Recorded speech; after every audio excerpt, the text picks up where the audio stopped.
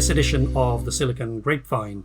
I'm Nitin Dahad, and I'm here with today's guest, Sundari Mitra, who I would call a serial entrepreneur, successful engineer, and many, many other things. Sundari, hello, how are you?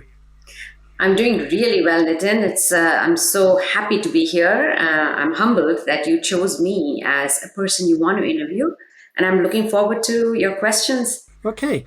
Well, you know what? You're actually a person who has a lot behind you. And I think we first met at a Thai Silicon Valley TaiCon event. And it was the dinner. I think one of the musicians, it was a very, very famous Indian musician that time performing.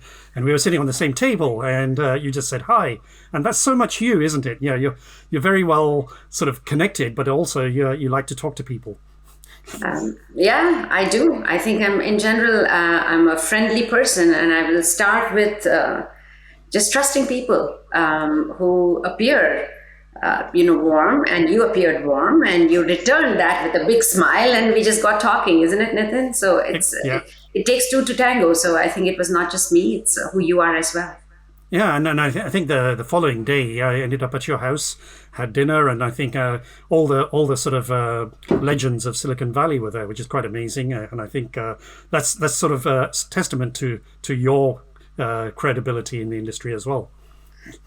Thank you. Yes, I've been here long enough now that I can call a lot of very successful people my friends. Clearly, some of them are a lot more successful if you look at what they have accomplished in terms of the size of the companies and everything that they have done and their luminaries. But, it's awesome to be associated with them, to get mentored by them, learn from them constantly. So let's go back a little bit in time, and we're going to do a bit of history now. So tell us a little about your journey and how did you end up in electronics? You went. That's always interesting question because I haven't always have an interesting sort of I fell into it. So I'm always curious to know how other people got into it. So it's a little bit of a longer answer. So I'll go back to sort of my roots. I mean, I am the youngest of three siblings. I have two older brothers. And I grew up in a very small town in northern India where the environment around us was rather aggressive. So as a girl child in the house, I was never allowed to leave my home without my brothers or someone kind of going around with me. And, over time, that sheltered environment and the brothers having to take me around and be there for me became a thing where I wanted to do everything that they are doing. And so both my brothers are engineers, and that kind of pivoted me into wanting to go and do engineering is one part. The second part is I think I was challenged by others, other than my own family, everyone else saying, why engineering? Why do you want to do that? You can just have a chill life by getting like another degree, because ultimately you're not really going to be a big professional. You're going to be someone who's just going to stay and become a homemaker.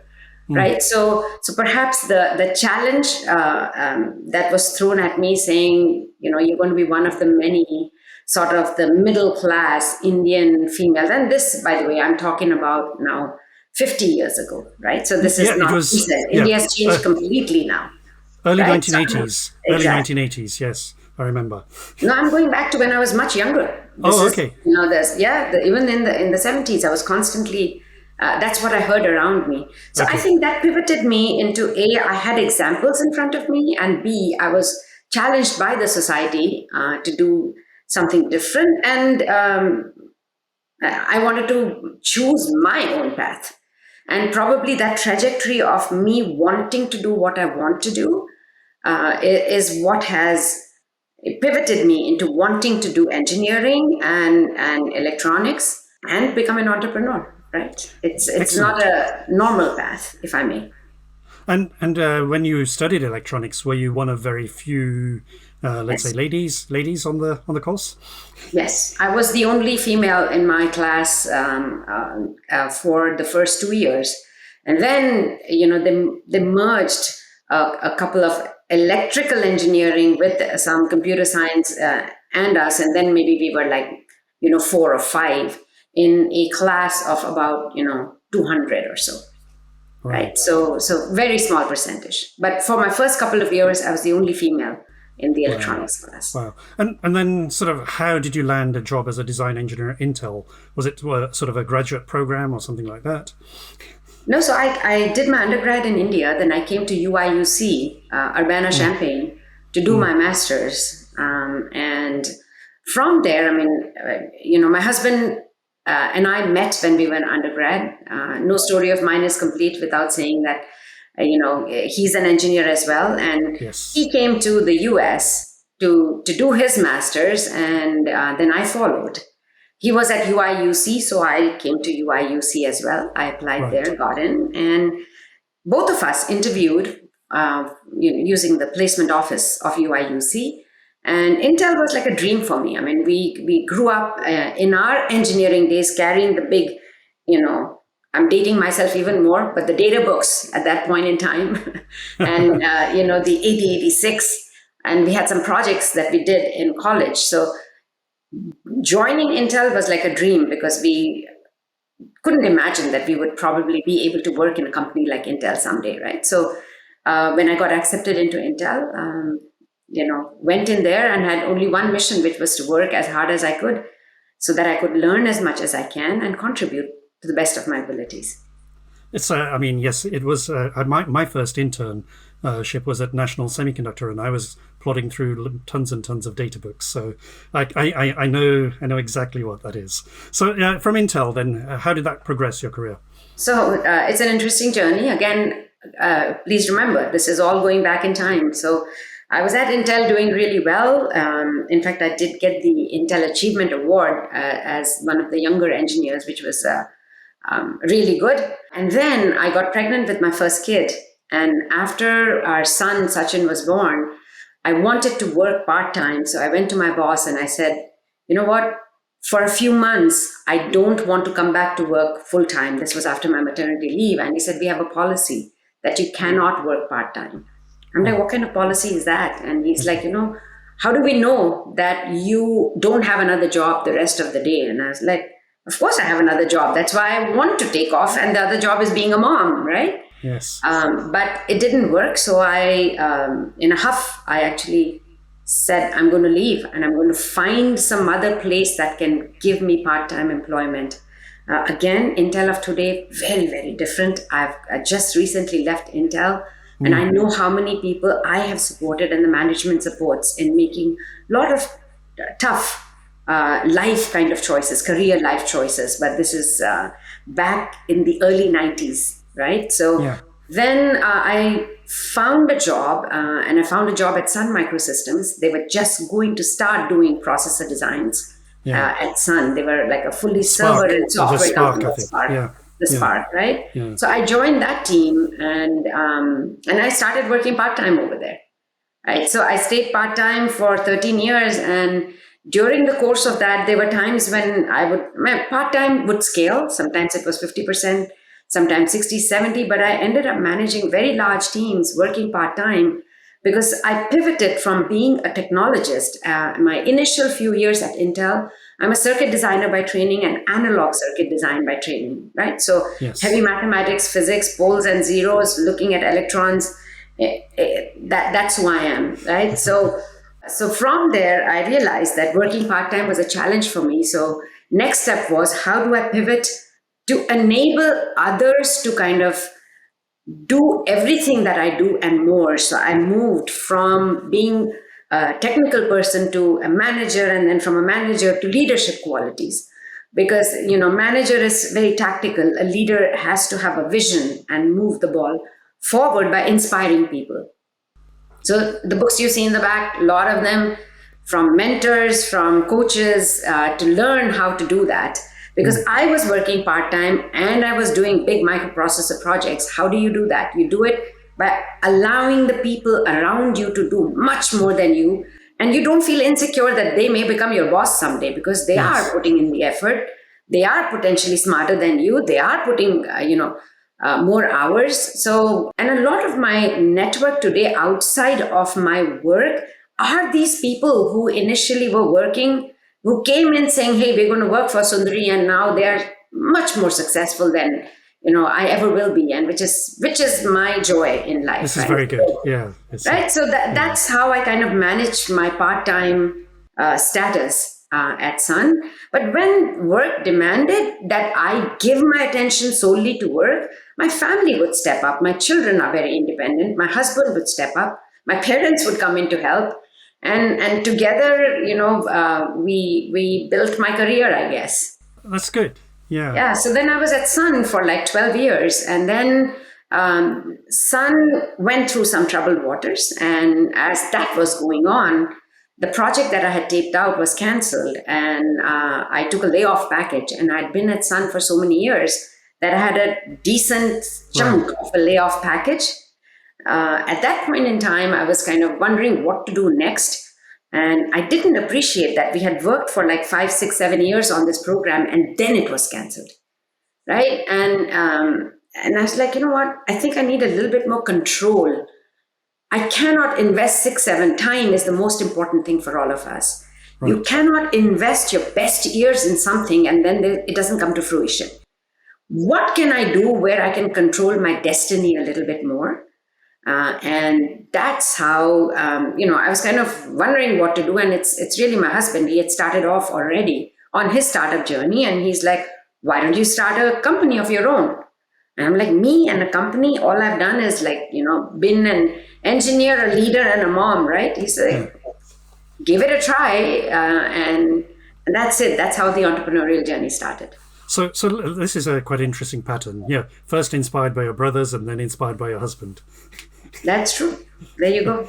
Yeah. And I think that's my journey, is I look to get inspiration from anyone I can. I think life is about learning and growing. Otherwise, it's boring. You keep doing the same thing that you know you're good at, it's boring. So pivoting to do something that I think is a challenge, and like the children today, right? I mean, I talk to my daughter. She's in, working aggressively on LLMs and AI, and the conversations with her are just tremendous about all the new models and how, it's evolving. I can't keep pace, right? So it's all about talking to different people, learning from them, and then charting your own path. I think I remember seeing recently a social media post by you, how proud you were of her. I think some article. That's correct. Yeah, that's right. She's achieving as well then.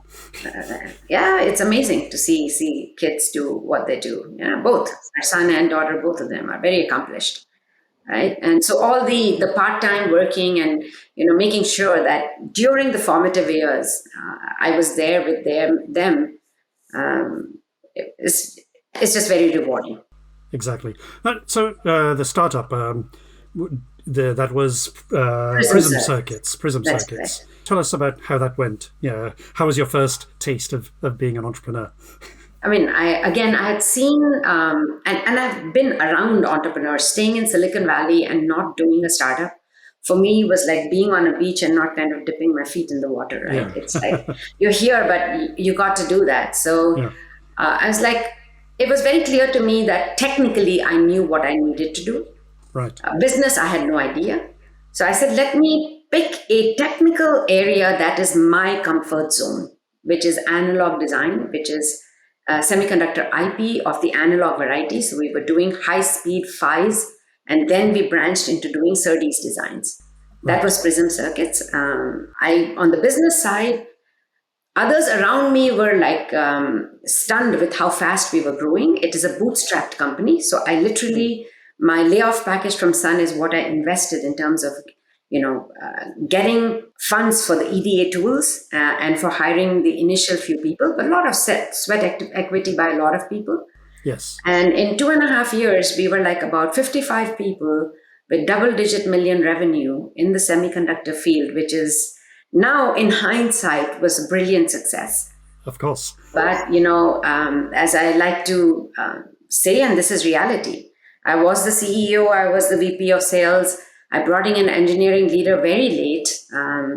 So I was running engineering. I was, dabbling in terms of the architecture, doing technical reviews. When the janitor didn't show up, I would pick up the garbage. So I was like doing everything for the company. After about 2.5 years, I think I was tiring.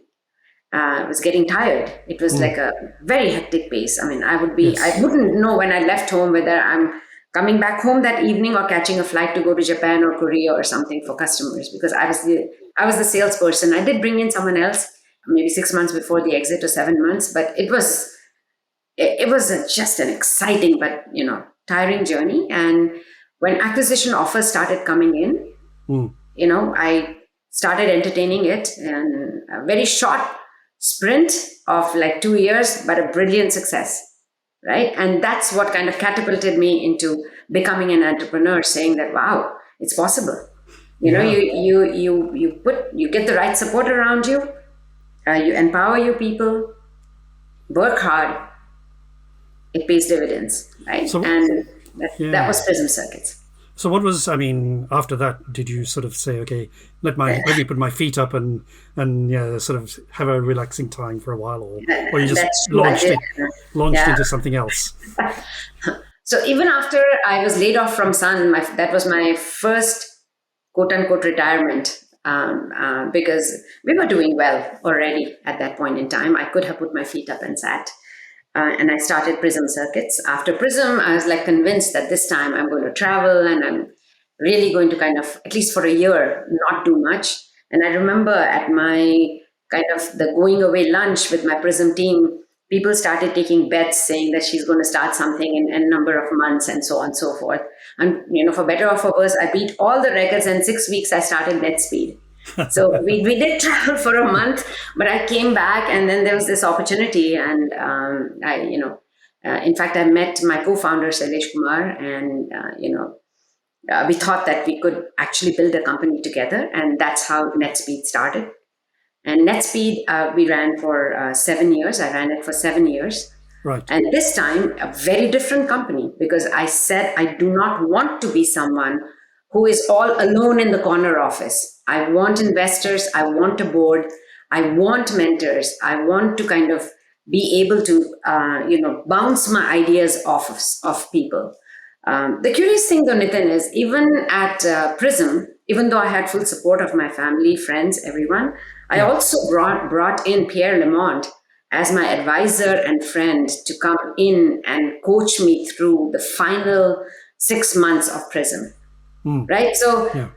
I remember this conversation where I went to him and I said, hey, Pierre, I would want you to come and join. I didn't have a board at my first company. I said, can you join me? He says, you don't have a board? I said, no, I've bootstrapped it. He says, show me what you've done. And he looked at me and he said, hopefully Pierre remembers this. He said, you're the first person who's looking at me smiling and saying, I don't need your money, but I want you. Yeah. Right? Yeah. And so it was quite a journey. I learned a ton from him. And then, so NetSpeed, I said, I need to find the right people. And if you look at the people I got on NetSpeed on my board, I mean, Lipbu was one of the first people I talked to. And Yeah. Lipbu has been my mentor, my friend, someone I really look up to for the last decade, because right since the beginning of the NetSpeed journey, he's there. He's there with me on this venture as well. Yes. So We're going to indebted come to to him that. Yes. Yeah. indebted to him for all the learning and everything. But like him, there are others as well who have been behind the scenes, like Ajay and Lata Shah. They are friends of mine. They have been there in my journey right from the beginning.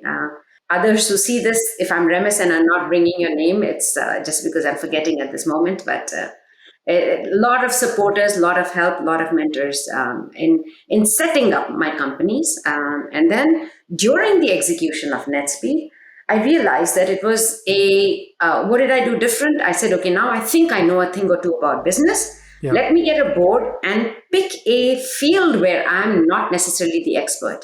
NetSpeed, it was more of a software and then hardware of an SOC. It's like Exactly. building a virtual twin of an SOC in a simulation model. And, so my co-founder was a software person and I was the hardware, Yeah. sort of the head who could bring in the right VP of engineering and the architects for a fully coherent fabric, which is what we built.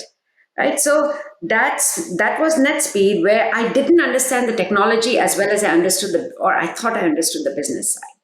It was not easy to set up a fabric company and go with it, have a team of like 25 people and then go to like these large semiconductor firms saying that, we can actually do this. We can demonstrate, right, that we can do it. As you look at the results of NetSpeed, it's staggering. We had about 20 to 25 SOCs that used our fabric and zero silicon bugs. And this is a fully coherent fabric, right? So very good track record, an amazing team that we put together, but a difficult sell. So the technology was brilliant. We had like 120 patents and just a phenomenal team. And we were lucky to be working with Intel and working with the data center team. And one of the key architects, Sailesh Kotapalli, is the person who was working with us. But, the executives at that time were Aisha Evans, Rani Borkar. I had support from Sandra Rivera. All the women, senior women, were like so supportive of a female CEO. It was tremendous, right? And we demonstrated results. So it was about getting that support, but making sure that your work is good. So that's about getting the foot in the door, actually. That's about getting the foot in the door, and then you're right, and then you have to prove yourself, right? Yeah, exactly. And so that is what the journey was, Nitin, right? So then again, we had taken ICAP was an investor, and again a tremendous relationship with ICAP as well, and ICAP has come in again in the new venture. Right, so pretty much the people who had invested in NetSpeed are coming into Asato, which is my new venture as well. But the journey inside Intel was interesting as well. So NetSpeed got acquired.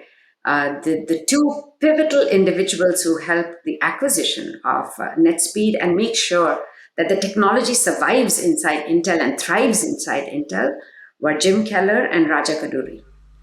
Right. And look, yes, look where they are now. Exactly. Right. Yeah. Right. So both of them were instrumental. Raja started the acquisition process for NetSpeed, and when Jim joined, it just belonged in Jim's organization. NetSpeed belonged in Jim's organization. Jim was my mentor during the NetSpeed journey. He was a customer because we were giving our fabric to Tesla. Right. Yes. So Tesla uses NetSpeed. Right. So that's how my association with Jim. My first ever drive in a Tesla was with you. That is true, actually. Yes, you're right. I had the new Tesla. I was one of the first ones to get a Tesla. Yeah, yes. In Sunnyvale. Yes. So yes. Anyway. So yes, you're saying it was interesting meeting Jim for the first time, and then we just connected. And again, ever since he's been a mentor, and he was my boss at Intel. So I'm actually going to come to that. I mean, I was going to come later, but I think it's a very appropriate time to talk about Jim. And you mentioned lots of mentors, and I think we all are lucky if we're in the right environment to get good mentors. Tell us a little bit about. It's been reported quite a lot in the press that he's been a really sort of valuable mentor. Tell us what you learned from him. I've just learned an incredible amount from Jim. And perhaps one of the biggest things he has taught me is how to be confident. I'll give you an example of something that happened. There was a keynote at Intel that I gave at one of the Intel internal conferences. And so NetSpeed acquired Intel, but I had come back to Intel after 26 years. Yes. So I started my career at Intel. Then I did whatever I did, and then I got acquired back into Intel, right? Yep. And so there were some perhaps peers of mine, or maybe seniors of mine from many years ago, from 26 years ago, who were still at Intel. And so after my talk, I was sitting down and having lunch with Jim, and Jim is the one who had kind of, helped me. Had put me on the stage saying, share your thoughts of what Intel was like 26 years ago versus today. Got it. And why is IP important at Intel, right? So the topic was, I actually remember, to be or not to be IP, right? Inside Intel. Okay. Because you can build a piece of silicon as a monolithic thing, or you can build it with IP. And the methodology completely changes in terms of which approach you use. right? IPs have very clean, defined boundaries. And so my opinion is that it's easier to verify at that level and then keep integrating. However, it can cause latency issues, it can cause some things, but you have to architect it differently.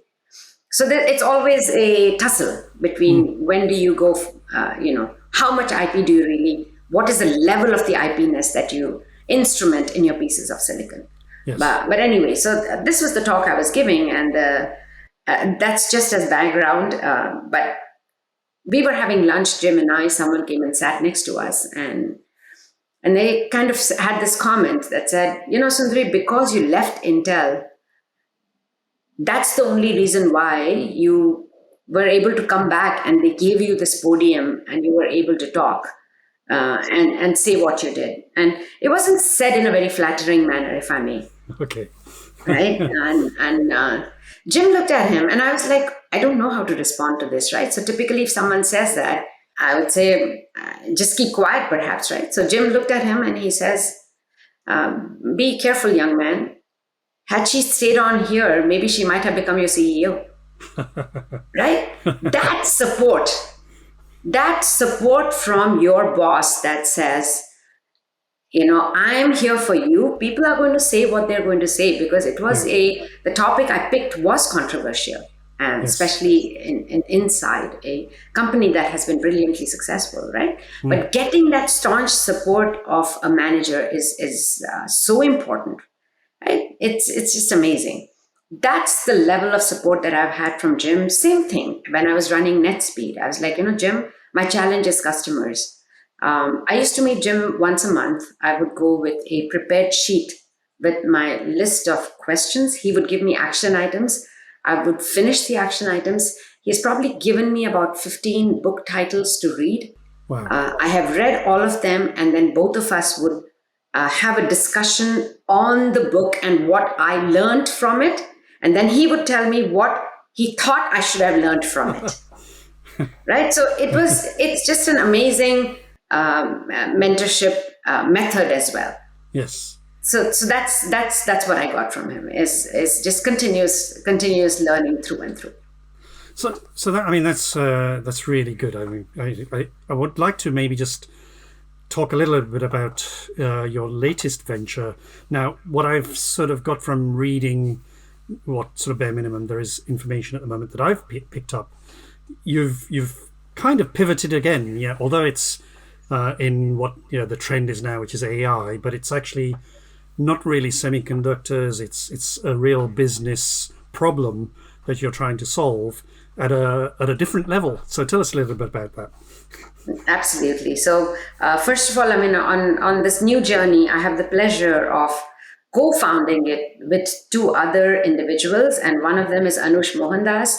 Anush was the COO of NetSpeed, so we've been working together for 10 years. And our journey was together at NetSpeed and then again at Intel.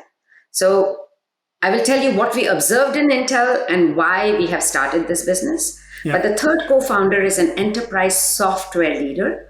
He's Srihari Hosahalli, who's very successful, enterprise software manager, leader. He's been an entrepreneur himself, right? So let's see what happens, right? So a small company starts, it gets acquired by a big company. To make it successful, what do you need to do? What I don't know what the full recipe is, but I can talk to you about what I did at Intel. So I went into Intel. I went in with 35 people as NetSpeed. And I realized in short order that for me to make sure the NetSpeed product actually gets embraced everywhere, I needed to increase even my profile inside the company. Okay. And also when I came into Intel, I've come in as a 2-time CEO. Managing 35 people in a 120,000 person company doesn't give you the influence, the ability to mobilize, do things. So for multiple reasons, I wanted to grow my footprint, and I had, Jim's support, and I slowly but surely, maybe not very slow. In 24 months, I was managing the IP portfolio of Intel, which is the server IPs, other than the core IPs, the entire server and client IPs were, in my organization. But, one thing I found that I was missing is when I was in the smaller companies, I could make decisions like this. I knew what is going on. I had information at my fingertips. And as my organization size grew, I was much more reliant on my entire staff and the operations staff to give me insights on what is going on. Right. There was data. So Power BI dashboards is there. There's a lot of data. There's a lot of PowerPoint. But the same data by one management track versus another management track, same data is fungible. You can get two different insights from it. Yes. Right? So for me, the problem was, I was like, we are all working in digital companies. We all have such massive digital footprints ourselves, right? Whether you look at engineering, you can look at Jira, you can look at your code check-in, you can look at code repos, you can see all that. And with the advent of AI, I'm like, why is someone not connecting up the digital footprint of the employees with all the other cyber assets that exist to be able to understand who are your super nodes in your organization? Who are the few people? Look at a sales organization. You may have 100 people. How many of them are driving 80% of your revenue? It's not 80% of your sales team. No, obviously. Right. How do you know? How do you know all that with objectivity rather than with human interpretation? Can you get those insights with AI? Absolutely can. With reinforced human feedback, where you can close the loop, you can even understand whether your decisions make sense or don't make sense. So next time you can make a different decision. Right. That's the power of LLMs, right? So that is Asato. Asato is about connecting up all the different assets so that an executive can get insights. A CIO is the first, person we are targeting. The CIO has so many assets. Which of those assets are actually being effectively used versus not? The ones that are being effectively used, give them more connectivity, give them more power, right? So it's about finding your super nodes and making sure that you let them thrive and succeed. That's Asato. Asato actually started with, we wanted to call it Asato, but that name was taken because it's asset connection. But Asato is Asato Sadgamaya, from darkness to light, Asato. So that's Asato. In Japanese, it's dawn. So that's how we came up with the name. Excellent. And we are Asato.ai. So where are you in that journey right now? Where we are is we have closed the first close of our seed round. And as we have declared in our website, you can see who some of those investors are. Yes. And we are working with 3 customers. So we are going to be giving our first product release to a customer in end of this month. So we're giving the alpha release in a few days and the product by the end of this month. So we'll be ready to get into business soon. So, it is quite a shift from the yes, it is. silicon design to CIO level business information. It's very true. But Nitin, again, I'm going to go back to who I am. Yeah. Some of the traditional VCs that we went to, their first thing was, you're a semiconductor executive. Enterprise software? No, the kind of teams we back are the ones who have a lot of free code sitting around. They've shown that they can do this and that. And I'm like, you know what? I take it up as a challenge. Excellent. Well, I think one of your interviews I read, you said, to be an entrepreneur, you need to be a dreamer. And I think this is your next dream. That's so true. That's so true. Let's go to a little bit more personal. Who would you say inspired you the most through all of this, or have there been? I know you've talked about Jim in terms of a mentor, but is there something more fundamental? There is something deeply fundamental, and it's my mother. It's my mom.